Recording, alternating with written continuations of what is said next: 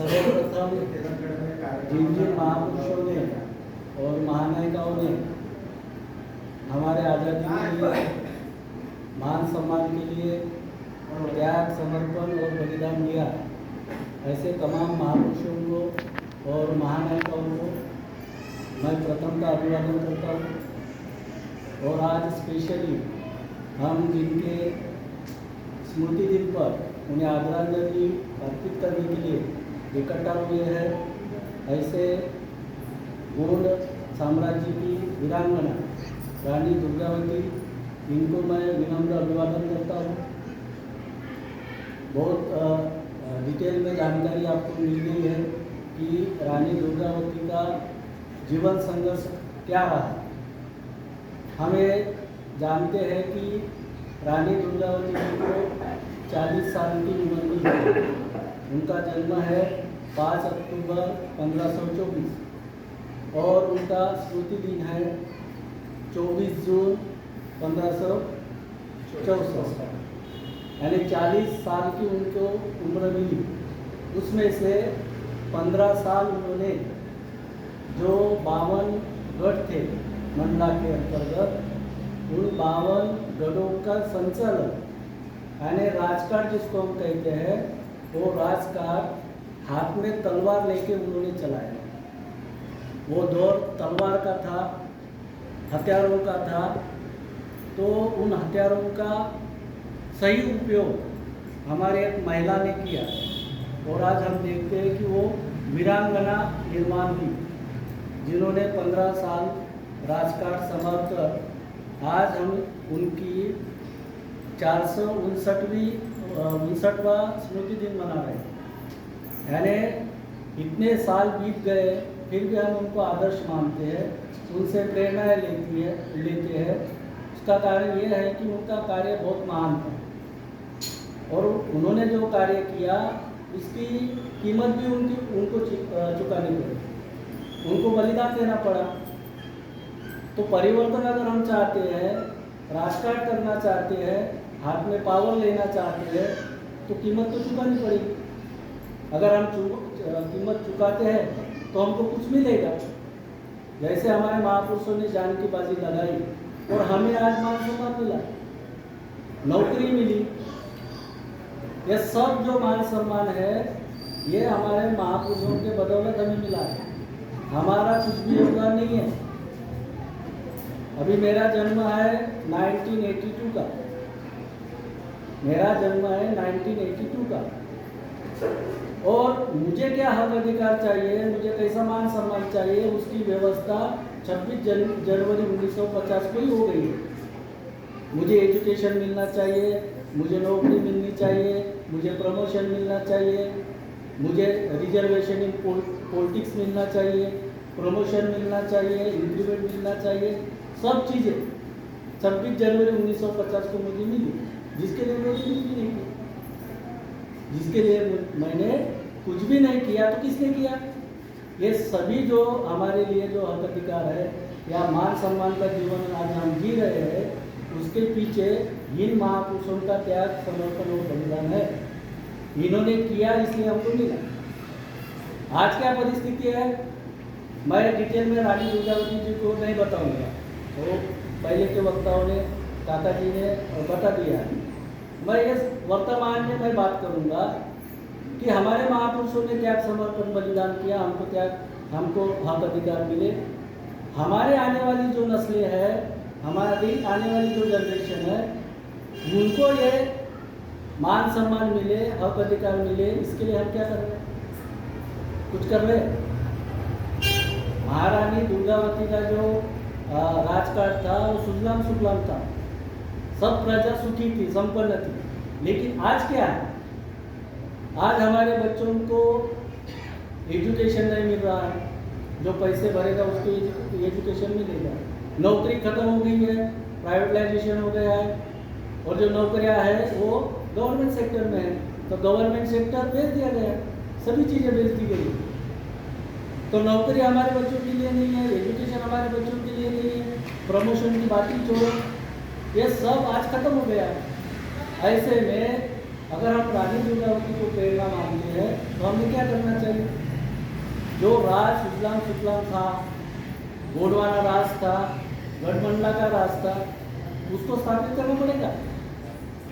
यानी रानी दुर्गावती का जो राज था, गोंडवाना साम्राज्य था, उसको हमको कायम करना पड़ेगा।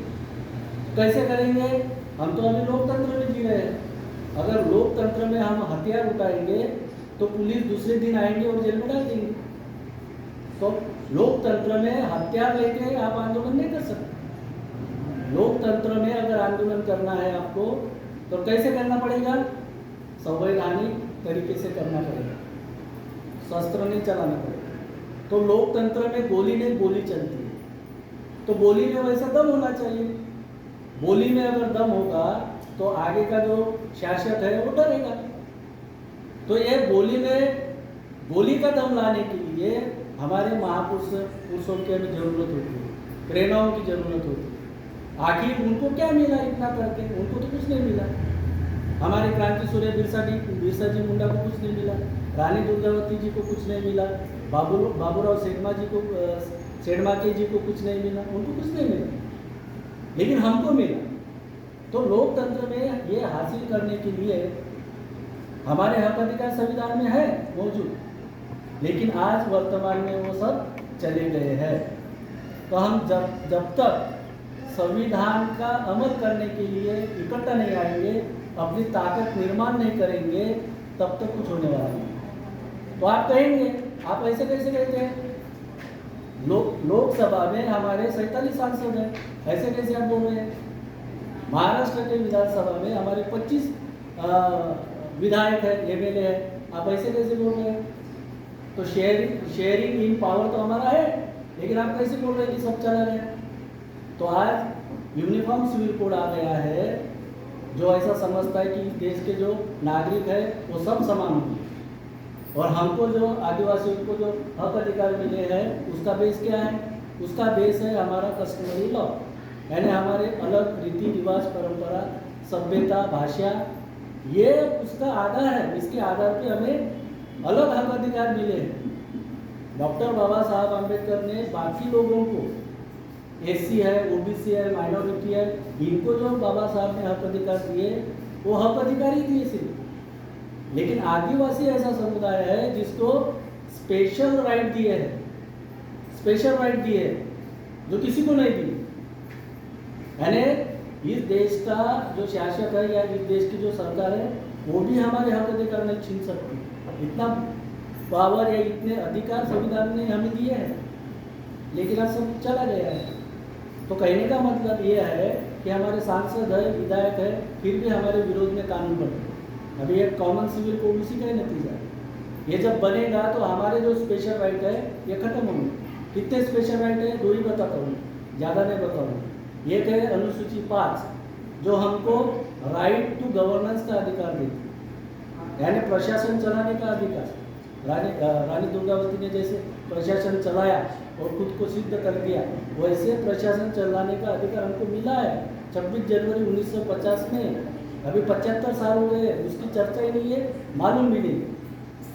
राइट टू गवर्नेंस का मतलब होता है जिस एरिया में आदिवासी बहु संख्या में रहते हैं वहाँ का विधायक, वहाँ का राष्ट्रपति, वहाँ का मुख्यमंत्री, वहाँ का सेक्रेटरी, सब चीज़ आदिवासी होगा। यानी वो सभी चीज़ें पावर आदिवासियों के पास रहेगा। और आदिवासी सोचेंगे हमको स्कूल चाहिए, कॉलेज चाहिए, बैंक चाहिए, रोड चाहिए, क्या चाहिए, वो सब उसकी व्यवस्था वो आदिवासी लोग करेंगे। वहाँ पे गैर आदिवासी बिल्कुल हस्तक्षेप नहीं करेगा। छत्तीसगढ़ है, झारखंड है, मध्य प्रदेश है, गुजरात है, राजस्थान है, ये सभी आदिवासी मूल स्टेट है। लेकिन झारखंड अगर छोड़ दिया तो कहीं भी आदिवासी मुख्यमंत्री नहीं है, कुछ नहीं। तो ये अधिकार हमें 75 साल पहले मिला था, इसके ऊपर में हमने कभी अमल नहीं किया। अभी दूसरा एक अधिकार है अनुसूची 6 244(2), वो क्या कहती है? राइट टू ओनरशिप का अधिकार। राइट टू ओनरशिप का अधिकार है हम जिस जमीन पे रहते हैं तो जमीन के ऊपर और जमीन के नीचे जो जो चीज़ें रहती है उसका मालिक हम होते हैं, आदिवासी होते हैं। तो जमीन के नीचे क्या है? 89 प्रकार के धातु है, सोना है, चांदी है, यूरेनियम है, मैग्नीज है, बॉक्साइट है, सभी ये जो अडानी अंबानी के कारखानों में जो भी जा रहा है धातु है वो हमारी जमीन से जा रहे हैं। वो करोड़पति बन गया और हम रोडपति, क्योंकि इसके ऊपर में 75 साल में अमल नहीं हुआ है। तो ये कार्यक्रम लेना हमारा उद्देश्य नहीं है।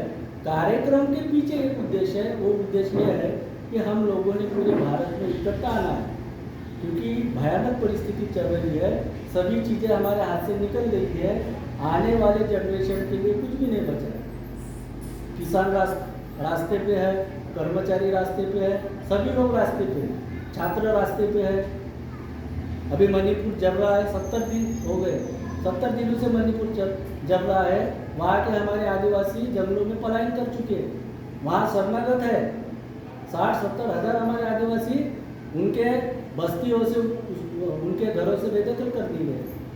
वही चीज़ पालघर में हुई, जो हाईवे बन रहा था वहाँ के आदिवासियों को ने जबरदस्ती से हमारे महिलाओं को बाहर निकाला, उनसे मारकाट की पुलिस लोगों ने, प्रशासन ने। तो प्रशासन हमारे विरोध में है, सरकार हमारे विरोध में है। तब इस परिस्थिति में हम क्या करेंगे, क्या करना चाहिए?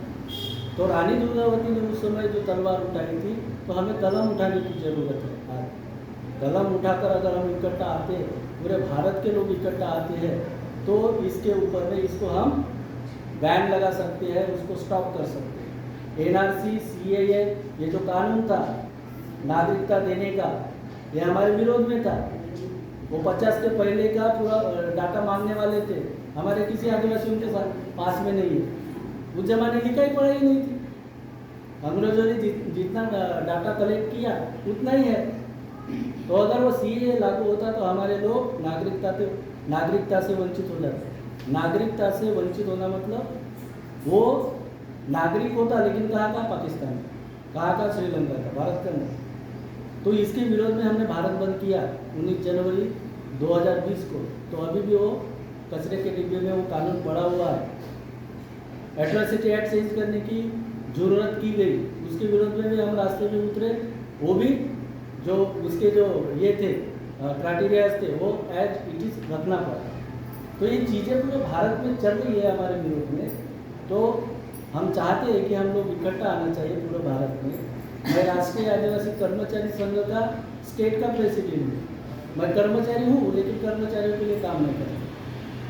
उसकी ट्रांसफ़र, उसका प्रमोशन, उसकी पोस्टिंग, इसके लिए ये विंग काम नहीं करता। क्यों? क्योंकि मुझे जो नौकरी मिली है वो गेडाम के नाम पे नहीं मिली है। मुझे जो नौकरी मिली है वो शेड्यूल ट्राइब के नाम पे मिली है। तो शेड्यूल ट्राइब में कितने जाति आते हैं? महाराष्ट्र में 47 आते हैं, 47, और पूरे भारत में 800 जातियाँ शेड्यूल ट्राइब के अंतर्गत आती है। तो इन सब जातियों का प्रतिनिधित्व करने की जवाबदारी मेरी है। उनके ऊपर में अगर अन्य अत्याचार होता है तो उनके लिए पहल करने की जवाबदारी मेरी है। क्यों? मैं सैलरी ले रहा हूँ, मान सम्मान ले रहा हूँ, सब चीज़ें उनके नाम में ले रहा हूँ और घर में बैठ रहा हूँ। तो ये अपने समाज को धोखा देना है, क्योंकि हमने नौकरी समाज के नाम पे ली है, तो समाज को पे बैक टू सोसाइटी करना होगा। तो समाज को, जिस संकट में समाज है उसको निकालने के लिए मैं काम कर रहा हूँ। तो मैं ऐसे चाहता हूँ कि हमारे जैसे जो भी हमारे लोग हैं वो भी मदद करें थोड़ी थोड़ी। 100% मत दो, 5% दो, 10% अपना समय, श्रम, बुद्धि, हुनर, पैसा, 5 चीज़ें होनी चाहिए, उसमें से कोई भी एक दो। अगर हर इंसान ये एक चीज़ देता रहा तो हम आने वाले दिनों में इन चीज़ों को हम रुका सकते हैं। नहीं तो दूसरा विकल्प नहीं है, बिल्कुल नहीं है। सब बेचने वाले, कुछ नहीं मिलने वाला। और आने वाली जनरेशन हमको ये पूछने वाले है कि ये सब बेच रहे थे तो तुम क्या कर रहे थे? तो जो जवाब है हमको तैयार रखना पड़ेगा। तो वो जो ये है घड़ी है या प्रसंग है, नहीं आना चाहिए करके हम सभी लोगों ने थोड़ा थोड़ा करके इसके ऊपर में अगर काम करते हैं तो हम इसको रुकवा सकते हैं। इसके पहले भी बड़े बड़े कानून को हमने रुकवा दिए हैं, भारत बंद किए है। आज तक बीजेपी और कांग्रेस के अलावा पूरे भारत में किसी ने भारत बंद नहीं किया, लेकिन हम पहला ऑर्गेनाइजेशन है राष्ट्रीय आदिवासी एकता परिषद हो या भारत मुक्ति मोर्चा हो, उन्होंने पूरे भारत में कार्रवाई की, एक्शन ली और भारत बंद किया। तो आने वाले दिनों में कॉमन सिविल कोड है, हमारा विस्थापन है, हमें ज़बरदस्ती से जेल में घुसा जा रहा है, लॉयर भी नहीं मिल रहे हमको, ऐसी परिस्थिति है, बेगुनाह लोग जेल में है, वकील नहीं मिल रहा उनको। वर्षा डोगरे ने उसका रिपोर्ट पढ़ा था छत्तीसगढ़ का, वकील नहीं मिल रहा और वो निरपराध लोग हैं हमारे, जेल में घुसे जा रहे हैं। तो इन सबके लिए हमें आने वाले दिनों में संवैधानिक आंदोलन करना होगा और अभी 4 चरणों में राष्ट्रीय आदिवासी एकता परिषद के माध्यम से पूरे भारत में हम 7 अगस्त को भारत बंद करवाने जा रहे हैं। तो इस आंदोलन में आप सभी का साथ सहयोग होनी चाहिए, आपने आना चाहिए। क्रांति क्या करनी है, क्रांति किसको बोलते हैं? हम पार्टी में 15 लोग बैठते, टपरी पे 20 लोग बैठते, तो ये 15 और 20 लोग कितने होते हैं? 35 लोग होते हैं। ये 35 लोगों को अपने घर के बाहर रास्ते पे बैठना है। भारत में 6 लाख गांव है, मालूम है किसी को? भारत में 6 लाख गांव है, 36 राज्य है, 614 जिले हैं। तो हर जिले में, हर गांव में 15-20 लोग अपने घर के बाहर अगर बैठते, पाठेले पे बैठने के बजाय 15-20 लोग वहाँ बैठते पूरे भारत में, तो क्या हो जाएगा? भारत बंद हो जाएगा। और हम जैसा चाहते वैसा हम कर पाएंगे और ये तैयारी पूरे भारत में चालू है। तो इस आंदोलन में आपने साथ सहयोग करना चाहिए, आना चाहिए। अभी हमारा पहला चरण 6 जुलाई को है, यहाँ संविधान चौक में धरना है और फिर कलेक्टर को ज्ञापन देना है राष्ट्रपति के नाम से। राष्ट्रपति हमारी द्रौपदी मुर्मू, उसको संसद के उद्घाटन को भी नहीं बुलाया। जैसे वो राष्ट्रपति बनी, उनका शुद्धिकरण करवाया, जल दूध वगैरह डाल के। अरे हम अछूत है क्या? आदिवासी राजा थे, आदिवासी राजा थे। गोंडवाना है, भीलवाड़ा है, कोलवाना है, ये राजा है हमारे। वो अछूत समझ रहे, हमारे राष्ट्रपति को नहीं बुला रहे। अरे राष्ट्रपति को नहीं बुला रहे तो हमारे आपत्ति है उनके सामने? हम तो कुछ नहीं। तो आने वाले दिनों में आप इसके लिए साथ सहयोग करेंगे, ऐसी अपेक्षा रखता हूँ। मुझे आप बोलने का मौका दिया, साथ समय ले लिया मैंने, मैडम का भी समय ले लिया, माफ़ी चाहूँगा और मैं यहाँ रुकता हूँ। सभी को जोहार, जय मुंडा।